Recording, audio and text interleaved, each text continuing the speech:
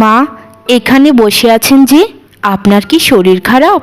হ্যাঁ রে বৌমা, শরীরটা একটু খারাপ লাগছিল, তাই ঘুম থেকে উঠে সরাসরি এখানে চলে এসেছি। একটু রোদের তাপে শরীরটা ভালো লাগছে এখন। কিছু কি বলবে বৌমা? হ্যাঁ মা, আসলে হয়েছে কি, ঘরে কিছুই নেই রান্না করার।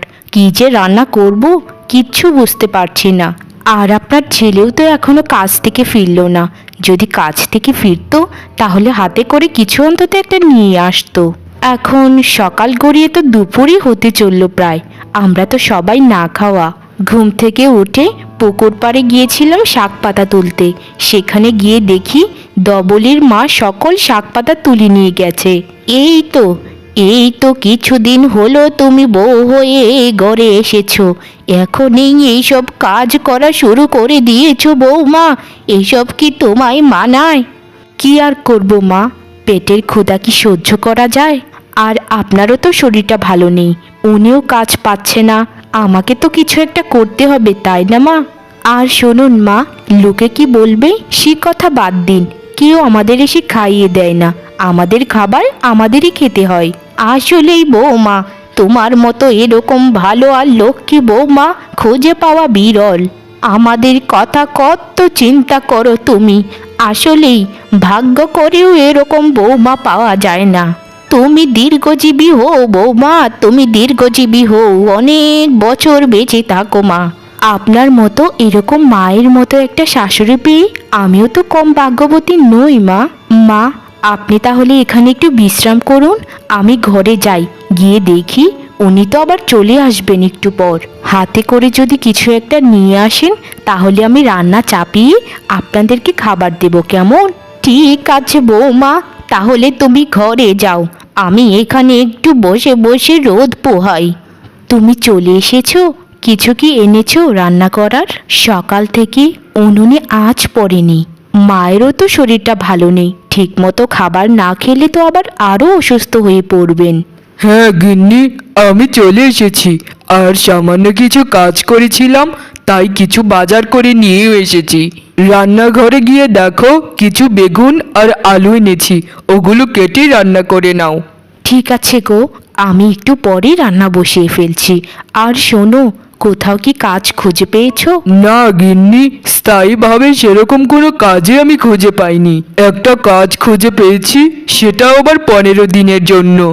এরপর আমাকে অন্য কোনো কাজ করতে হবে। হ্যাঁ গো, দাঁড়িয়ে কথা বলছো যে, বসো না একটু কথা বলি। সারাদিন তো সময়ই পাই না তোমার সাথে দুটো কথা বলার। এই তো গিন্নি বসলাম, বলো কি কথা? যা বলবে একটু তাড়াতাড়ি বলো গিন্নি, তোমাকে তো আবার রান্না করতে যেতে হবে, খুব খিদেও পেয়েছে। হয়েছে কি, কিছুদিনই তো হলো আমি এই বাড়িতে বউ হয়ে এলাম, তাই তোমাকে একটা কথা বলবো বলবো বলে বলতে পারছি না গো। বলবো কি, আমারটা খুব ভয় লাগে। আরে গিন্নি, ভয় পাওয়ার কি আছে? তোমার যদি কিছু জানার থাকে তাহলে আমাকে খুলে বলো, আমি সব উত্তর দেব। বলছিলাম যে, তোমরা তো দু ভাই তাই না? আর মাও তো আমাদের সাথে থাকে। তোমার বড় ভাই অনেক ধনী হওয়া সত্ত্বেও তোমার মায়ের কোনো খোঁজ খবরই নেন না। সেদিন আমাদের বাড়ির পাশ দিয়ে হেঁটে গেলেও আমাদের সাথে কোনো কথাই বললেন না। আচ্ছা, ওনার সাথে কি তোমার কোনো কারণে মনোমালিন্য হয়েছে? কেন উনি এরকম করেন আমাদের সাথে? আর সব থেকে বড় কথা হচ্ছে, তোমার বাবা তো অনেক ধনী ব্যক্তি ছিলেন, তাই সেই সূত্রে তো তোমরা দু ভাইয়েরই আর্থিকভাবে সচ্ছল থাকার কথা। যেখানে তুমি একটি কুড়ে ভাঙা ঘরে থাকো, সেখানে তোমার ভাই অনেক বড় একটা দালানে থাকে, আর তার রাজকীয় সব খাবার দাবার পোশাক আশাক। আমার বাবা আমাকে খুবই ভালোবাসতেন গিন্নি, কিন্তু বড় ভাই 2 নাম্বারি করে আমার সকল সম্পত্তি সে হাতিয়ে নিয়েছে। নকল দলিল করে তার নামে সব কিছু করে নিয়েছে। তবে কি জানো তো গিন্নি, সব কিছু বিধাতার হাতে ছেড়ে দিয়েছি, সে ভালো থাকুক। সেটাই ভালো। তবে যদি তুমি সত্য হয়ে থাকো তাহলে একদিন সত্যের জয় নিশ্চয়ই হবে। সত্য কখনোই চাপা থাকে না, কোনো না কোনো একদিন সঠিকটা বেরিয়েই আসবে, তুমি দেখো। আচ্ছা শোনো, তুমি একটু বিশ্রাম নাও, আমি রান্নাটা করে তোমাকে খাবার দিচ্ছি, কেমন? হায় রে বিধাতা, এই কয়টা আলু বেগুন দিয়ে আমি কি রান্না করব? এগুলো তো আমাদের একবেলাতেই হয়ে যাবে, আর রাতে কি খাবো সেটাই তো বুঝতে পারছি না।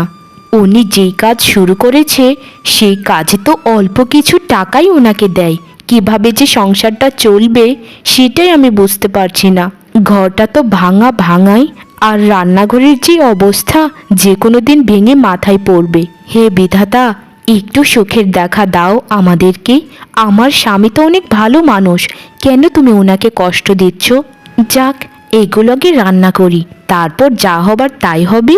আর আমি তো কচু শাকের পাতুরি খুব ভালো রান্না করতে পারি, তাই কচু শাক তুলে এনে কিছু শাক সিদ্ধ করে পাতুরি করে নেব। বৌমা, আমি একটু খালেকদের বাড়িতে যাচ্ছি, তুমি একটু ঘর দৌড়টা ভালো মতো দেখো, বিড়াল এসে সব খাবার খেয়ে যেতে পারে। আচ্ছা মা, আপনি তাহলে যান, আর আমি এদিক দিয়ে খাবারটা রান্না করে ফেলি। আর শুনুন, খালেকের মায়ের কাছ থেকে একটু নুন চেয়ে আনবেন আসার সময়, নুনও শেষ হয়ে গিয়েছে। বৌমা, তোমার খুবই কষ্ট হচ্ছে এই সংসারে এসে, তাই না মা? আমাদেরকে ক্ষমা করে দিও মা, তোমাকে ভালো মতো খাবার খাওয়াতে পারছি না, আমরা কিচ্ছুই করতে পারছি না তোমার জন্য বৌমা, কিচ্ছু না। সারাটা দিন আমাদের জন্য চিন্তা করো যে কি করব কি না করব। শুনুন মা, আপনি তো জানেনই আমার মা নেই। যেদিন আপনাকে প্রথমবার দেখেছিলাম সেদিনই আমার কেমন জানি না আপনাকে আমার মায়ের মতো লাগলো। সেদিনই শপথ করেছিলাম যাই হয়ে যাক না কেন, বিয়ে যদি করি তাহলে আপনার বৌমা হয়েই আসবো আমি। আপনি যদি এসব নিয়ে চিন্তা করে নিজের শরীরকে খারাপ করেন তাহলে কিন্তু ভালো হবে না মা, আমি এই বলে দিলাম। আমাদের খাবার অভাব কাপড়ের অভাব থাকলে কি হবে মা? সুখের আর ভালোবাসার তো কোনো অভাব নেই। আসলেই রে বৌমা, আমার একটা বড় বৌমাও আছে, সেই আমার কোনো দিনও খোঁজ নেয় না, আর খোঁজ নেবেই বা কেন? আমার বড় ছেলেই আমার খোঁজ নেয় না। তুমি আমার বৌমা না, আমার মেয়ে, আমার মেয়ে। আমি তাহলে যাই বৌমা, তুমি আস্তে আস্তে রান্নাটা করো। তোমাকে কতদিন বলেছি যে ছোট ভাইয়ের কাছ থেকে সম্পত্তিটা হাতিয়ে নাও, হাতিয়ে নাও, তুমি তো আমার কোনো কথাই শুনতে পাচ্ছ না। তুমি কি কানে কালা নাকি বোবা যে কোনো কথা বলতে পারো না? আর আমাকেও তো বলো না, না হয় আমি গিয়ে হাতিয়ে নিয়ে আসি। সারাটা দিনই তো টাকা কামাও, এই কাজ সেই কাজ, তোমাকে যদি ওই কাজটা করতে বলি তুমি তো চুপচাপ থাকো কেন? হ্যাঁ কেন? আমার কথার কি কোনো মূল্য নেই তোমার কাছে? আরে গিন্নি, আসতে বলো না, কেউ তো শুনে ফেলবে। এমনি তো ভাইয়ের সকল সম্পত্তি আমি হাতিয়ে নিয়েছি 2 নাম্বারি করে, আবার যাব ওই কুড়ি ঘরটা আনতে? আমার বই গেছে, গেলে তুমি যেও। আমি আজ শহরে যাব, তাই যেতে পারবো না। ওদের ভাঙা করে ঘরটার পেছনে যে কাঁঠাল বাগানটা আছে সেটা তো আমি হাতিয়েই নিলাম কিছুদিন আগে। বাকি রইলো ছোট্ট একটা করে ঘর, সেটা হাতিয়ে বা কি হবে? ছোট্ট একটা জায়গা, এসব জায়গা তো আমার অহরহ রয়েছে। ও, সেই জায়গাটা তোমার ছোট্ট মনে হচ্ছে? কুড়ে ঘরটা সহ উঠানটা সহ কতটা জায়গা তুমি তো দেখোনি ভালো মতো। আমার বড় ভাইকে কথা দিয়েছি, সেখানে আমি ওকে একটা পুকুর খনন করে দেব, সেখানে সে মাছ চাষ করবে। তোমাকে সারা জীবন বললেও কোনো লাভ নেই, আমাকেই যেতে হবে ওদের বাড়িতে, ওদেরকে ভালো মতো শাসিয়ে আসলেই সব ঠিক হয়ে যাবে। আর তুমি সবসময় দেখো না, তোমার ওই বুড়ি মাটা সবসময় তোমার ছোট ভাইয়ের কাছেই থাকে, তোমার খোঁজও একবার নেয় না। সে যার কাছে যে ভালো থাকে তার কাছেই থাকুক, আমার কাছে আসতে আমি কখনোই বলি না। নিজে ভালো থাকলেই হলো, কে কিভাবে রইলো সেটা আমাদের দেখার বিষয় নয়। আমার ব্যাগপত্রগুলো গুছিয়ে দিয়েছো? আমাকে তো আবার শহরে যেতে হবে না কি? নিজের ব্যাগপত্র নিজে গুছিয়ে নাও, আমি তো তোমার চাকর নই যে তোমার কাজ করে দেব। সব সময় এই গুছিয়ে যাও তো সেই গুছিয়ে যাও, যত সব। আমার টাকা থাকলে কি হবে, কপালে তো কোনো সুখই নেই। তোমার এই খেটখেটে মেজাজের জন্যই তোমাকে আমার একদম সহ্য হয় না। আমি গেলাম। বাড়িতে কেউ আছো? বেরিয়ে এসো, তোমাদের সাথে আমার কথা আছে। কেউ আছো কি বাড়িতে? আরে আপা, আপনি আসুন আসুন, ভিতরে আসুন, বসে আমরা কথা বলি কেমন? আরে আপা, ভিতরে আসুন না, দয়া করে ভিতরে আসুন, আমরা ধীরে সুস্থে কথা বলি সবাই মিলে। তোমাদের এখানে আমি বসতে আসিনি, তোমাদের সাথে আমার কিছু কথা আছে। মা কোথায় গেছে আর তোমার স্বামী বা কোথায়? আপা, উনি তো কাজেই গিয়েছেন, আর মায়ের শরীরটা ভালো নেই তো, তাই ঘরে একটু ঘুমিয়েছেন। জরুরি যদি কিছু দরকার থাকে তাহলে আমাকেই বলতে পারেন আপা, আমি সবাইকে বলে দেব। শোনো, আগামী 2 দিনের মধ্যে তোমরা এ বাড়ি ছেড়ে চলে যাবে, বুঝেছো? তোমাদের নামে পুলিশি মামলা করেছি। এটা আমাদের জায়গা।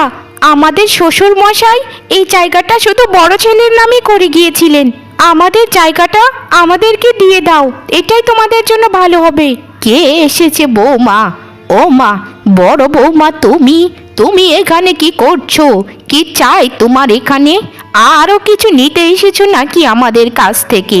আপনারা যে বাড়িতে বসবাস করেন সে বাড়িটাও আমাদের। 2 দিনের মধ্যেই বাড়ি খালি করে দেবেন, না হলে কিন্তু আপনাদেরকে পুলিশ ধরে নিয়ে যাবে। আমাদের তো সব কিছুই কেড়ে নিয়েছো তোমরা দুজন, এখন এই বাড়িটার উপরও নজর পড়েছে তোমাদের। শোনো, তোমরা টাকা দিয়ে অবৈধভাবে সব কিছুই তোমরা করে নিচ্ছ নিজেদের, এগুলো ঠিক না। কি ঠিক কি বেঠিক সেটা আমরা দেখে নেব, আপনাকে তো বোঝানোর দরকার নেই। 2 দিনের মধ্যে যদি খালি না করেন জায়গাটা, তাহলে কিন্তু বড্ড খারাপ হয়ে যাবে, এই বলে দিলাম আমি।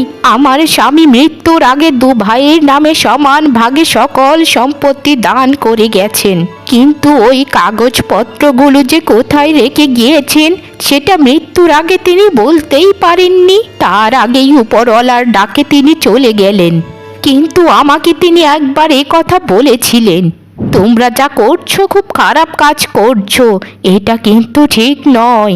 বিধাতা কিন্তু তোমাদের সাথে খারাপ করবেন। ভাইকে ভাই কষ্ট দিয়ে কোনো দিনও সুখী হতে পারে না।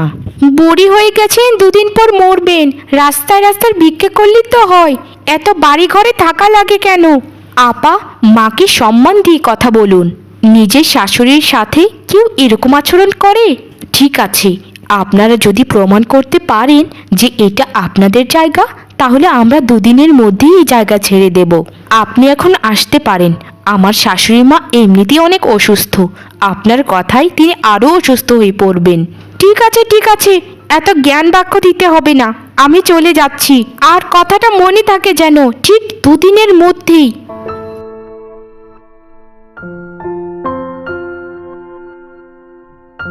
মা, এখন কি হবে? আমরা এখন কোথায় গিয়ে থাকবো মা? কিচ্ছু বুঝতে পারছি না। বৌমা, আমিও কিছু বুঝতে পারছি না রে মা। তবে কি জানো বৌমা, সত্যের বিজয় একদিন হবেই হবে। বিধাতা যদি সত্যিই থেকে থাকেন তাহলে আমাদের রক্ষা করবেনই করবেন, তুমি অত ভেবো না তো মা। হ্যাঁ মা, আমিও এটা মনে করি, বিধাতাই আমাদের মঙ্গল করবেন, বিধাতাই আমাদের রক্ষা করবেন। আমি যদি ভুল না করি এটা রাজুরই বাড়ি, তাই না? আর আপনিও হয়তো রাজু। হ্যাঁ সাহেব, আমি রাজু। কিন্তু কি হয়েছে সাহেব, আমরা কি কিছু করেছি? না, তুমি কিছু করনি, কিন্তু অনেক কিছুই করেছো। তোমার বড় ভাইয়ের জায়গায় অবৈধভাবে ঘর বেঁধে থাকছো, সেটা কিন্তু বেআইনি। এখনই এ বাড়ি ছেড়ে চলে যাও, এখনই, না হলে কিন্তু আমি অ্যারেস্ট করতে বাধ্য হব। এইসব কি কথা বলছেন সাহেব? আমার ছেলেকে আপনি ধরে নিয়ে যাবেন না, এটা আমাদের নিজেদের বাড়ি। আমার বড় ছেলে আমাদের সাথে বিশ্বাসঘাতকতা করছে। হ্যাঁ সাহেব, মা একদম ঠিক কথা বলছে। উনি আমাদের সাথে প্রতারণা করছেন, উনি আমাদের সকল জমি কেড়ে নিয়েছেন। আমাদেরকে আপনি বিশ্বাস করুন দয়া করে। আর ওনার স্ত্রী আমাদেরকে বলেছিলেন যে 2 দিনের মধ্যে আমাদের বাড়ি ছাড়তে হবে। আপনি একদিন পরেই বা আসলেন কেন? এই শোনো, তোমাদেরকে আমি জবাবদিহিতা করতে আসিনি, বুঝেছো? শোনো, মানবতার খাতিরে তোমাদেরকে আর একদিন সময় দিলাম। কাল সকালে উঠে পোটলা বদলি গুছিয়ে এখান থেকে চলে যাবে। আর যদি তোমরা এসব না করো, কালকে সবাইকে আমি অ্যারেস্ট করব, তারপর জেল কাটবে তোমরা। ঠিক আছে সাহেব, আমরা কালকে এখান থেকে চলে যাব। এই পৃথিবীতে টাকার কাছে সকল কিছুই হার মানায়, যার যত টাকা তার তত ক্ষমতা। আপনি এখন এখান থেকে চলে যান, আমরা কাল সকালে ভোরে উঠেই সবাই চলে যাব। মা, আমি একটু রাবেয়াদের বাড়িতে যাচ্ছি, আসলে খাবার কোনো চালই নেই, ওদের কাছ থেকে একটু চাল ধার করে আনি। আপনাকে তো অন্তত কিছু খেতে দিতে হবে, আপনার শরীরটাও তো খুব খারাপ মা। বৌমা, আর কত দৌড়াদৌড়ি করবে আমার জন্য? তোমার নিজের প্রতিও তো একটু খেয়াল দাও মা, আমরা তো সকল কিছুই হারাতে বসেছি। যাও মা, সাবধানে যেও বৌমা। আমার স্বামীর বড় ভাই এই কাঁঠাল বাগানটাও তার নামে করে নিয়েছে, কিছুই তার ছোট ভাইকে দেয়নি। আরে আরে, এই কাঁঠাল গাছের পেছনে একটা গর্ত করে একটা সিন্ধুকের মতো, এটা কি? এটা সিন্ধুকের মতো তো দেখা যাচ্ছে। এই তো, আস্তে আস্তে বের করে আনি। ও মা, এই সিন্ধুকের ভেতর একটা কাগজের মতো কিছু একটা দেখা যাচ্ছে, এটা বের করে দেখি তো কি আছে এতে লেখা। এটা তো একটা দলিল মনে হচ্ছে। এই সেই দলিল না তো, যে দলিল আমার শ্বশুর মশাই লুকিয়ে রেখেছিলেন। আমাকে এক্ষুনি বাড়িতে যেতে হবে, বাড়িতে গিয়ে ওনার সাথে কথা বলতে হবে। এই দেখো, আমাদের সকল সমস্যা সমাধান হয়ে যাবে এখন। এই সেই দলিল, যেই দলিলটা তোমার বাবা লুকিয়ে রেখেছিলেন। আমি অল্প কিছু পড়াশোনা জানি, আমি সবটা আধো আধো করে পড়ে দেখেছি। এটাই সেই দলিল। এখানে স্পষ্ট করে লেখা আছে যে অর্ধেক সম্পত্তি তোমার বড় ভাইয়ের নামে আর অর্ধেক সম্পত্তি তোমার নামে। গিন্নি, তোমাকে কি বলে যে ধন্যবাদ দেব, আমি এখনই যাচ্ছি, এখনই উকিল মশাইয়ের কাছে গিয়ে এই দলিলটা পেশ করছি। তোমাকে অনেক ধন্যবাদ গিন্নি, আমাদেরকে, আমার পরিবারকে বাঁচানোর জন্য। আরে ধন্যবাদ তুমি পরেও দিতে পারবে, আগে তুমি তাড়াতাড়ি যাও উকিল মশাইয়ের কাছে, না হয় দেরি হয়ে যাবে। এখানে স্পষ্ট করেই লেখা আছে, আপনার বাবা আপনার দু ভাইকে সমানভাবে সকল সম্পত্তি দান করে গেছেন। আপনি অবৈধভাবে আপনার ভাইয়ের সম্পত্তি ভোগ করছেন, যা আইনত দণ্ডনীয়। এজন্য আপনাকে সরকার কর্তৃপক্ষ থেকে জেলও খাটতে হতে পারে। ছি ছি ছি ছি ছি, নিজের ভাইয়ের সাথে এরকম বেইমানি করা আপনার একদম উচিত হয়নি। নিজের ভাইটাকে একটা কুঁড়ে ঘরে রেখে নিজে দালান কোঠার ঘরে ঘুমান কি করে? আপনাদের মতো এরকম ভাইয়ের জন্যই দুনিয়াতে এত মারামারি হানাহানি। শুনুন, আপনার ছোট ভাই যদি আপনার নামে কোনো কমপ্লেন করে তাহলে আপনাদের জেল কাটতে হবে, আর ওনারা যদি ক্ষমা করে তাহলে আপনাদেরকে মাফ করে দেওয়া হবে। আর যদি উনি কিছু না করেন তাহলে আমরাই আপনাদের কিছু করব। ছেড়ে দিন পুলিশ সাহেব, ছেড়ে দিন আমাদেরকে, আমি বড্ড ভুল করে ফেলেছি। আমি এখনই গিয়ে আমার ছোট ভাই হাতে পায়ে ধরে ক্ষমা চাচ্ছি, এখনই যাচ্ছি।